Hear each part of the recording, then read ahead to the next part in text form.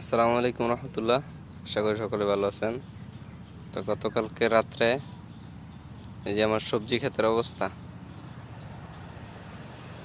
পানি তলিয়ে গেছে। যেহেতু বেড আকৃতি করেছি,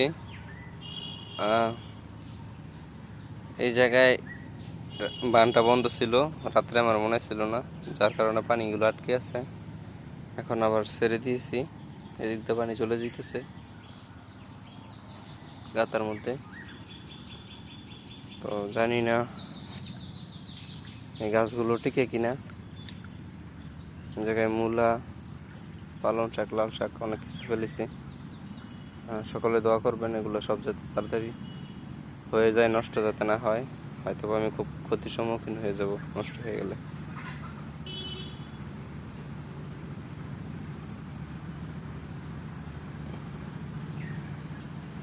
ধন্যবাদ সবাইকে।